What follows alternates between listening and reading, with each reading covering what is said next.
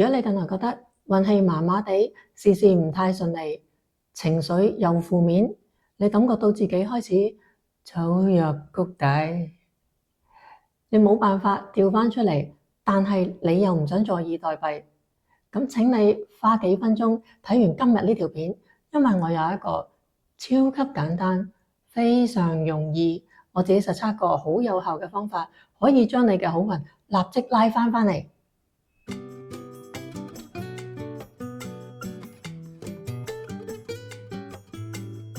Hi， 大家好，歡迎嚟到宇宙愛神呢個 channel。第一次嚟嘅朋友，我係 Anita， 我係吸引力法則導師，亦係構井靈氣大師。過去4年，我跟咗幾位唔同嘅老師學習吸引力法則，去研究吸引力法則點樣令我哋人生變得更加好。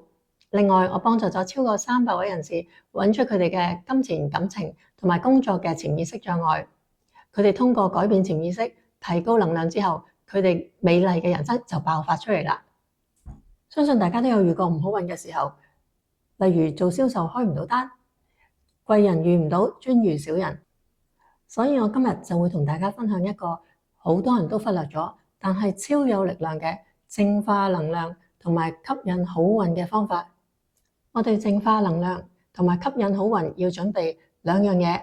首先，我哋要準備嘅係鹽，然後第2樣我哋要準備嘅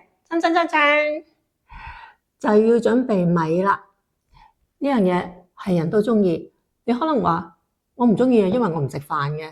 咁唔緊要嘅，你唔中意食飯，但係我相信你會中意有米，係咪？有米係個個都中意，所以我哋要準備一啲米，用天然海鹽或者喜馬拉雅鹽，再加第2次嘅洗米水，用嚟清除負能量，可以打開你人生嘅運勢，吸引金錢同埋愛情。煮飯嘅朋友，你可能唔知道，你每一日咁簡單、咁平凡嘅洗米動作，其實已經蘊藏咗強大嘅能量密碼。點解鹽同洗米水係可以清除負能量呢？首先，鹽喺風水、靈性、能量界係一種自然嘅吸附劑，佢能夠捉住環境同埋人周邊嘅低頻能量。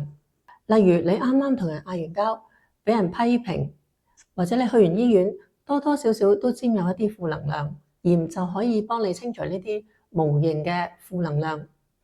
第1次嘅洗米水就清走米嘅雜質同埋灰塵，第2次嘅洗米水保留咗米嘅精華同埋能量。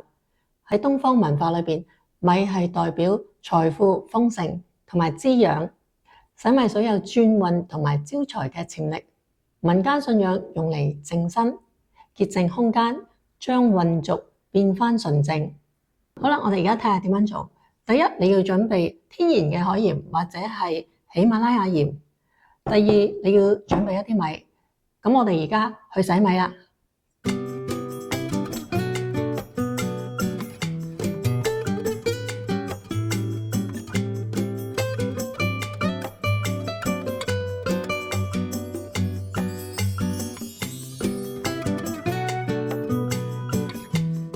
記得第1次嘅洗米水要倒咗佢，第2次嘅洗米水就裝起佢，然後下一個步驟呢，我哋就加啲鹽落去，加少量嘅鹽。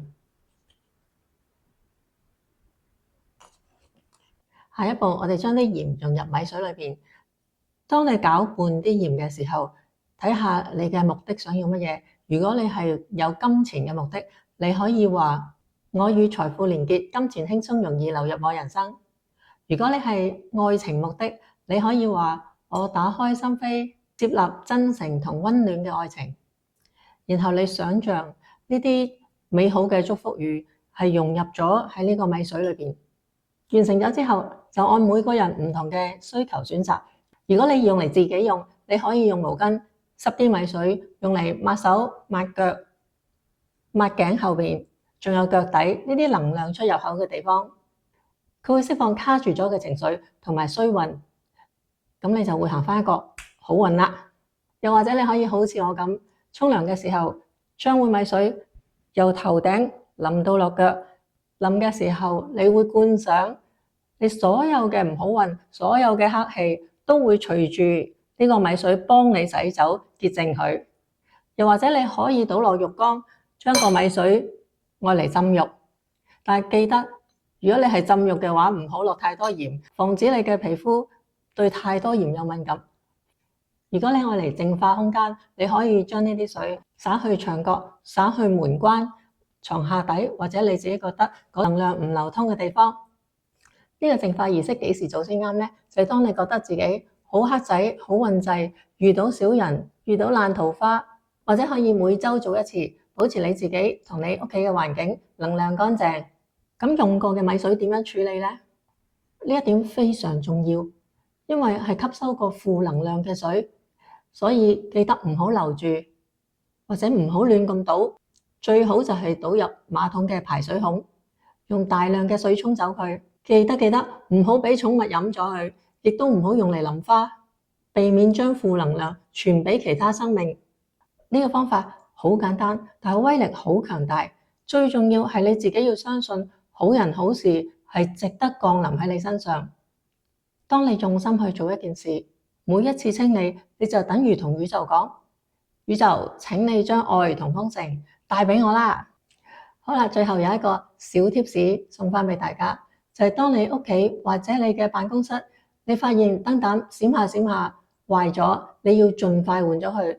特別係做銷售嘅朋友，因為壞嘅嘢係有負能量，係會好影響我哋嘅銷售開單。所以我哋要保持自己正能量，保持環境正能量，咁我哋就會變成吸單磁鐵，可以好順利開單啦。如果你用咗呢個方法體驗到變化嘅，請你喺留言區留言話俾我哋聽。等其他朋友一齊受益。未訂閱嘅朋友，請用2秒鐘時間訂閱我嘅 channel， 記得按讚、打開小鈴鐺。我會持續分享更多靈性實用嘅技巧俾你哋，等你哋嘅人生越嚟越順利。我哋下次見，拜拜。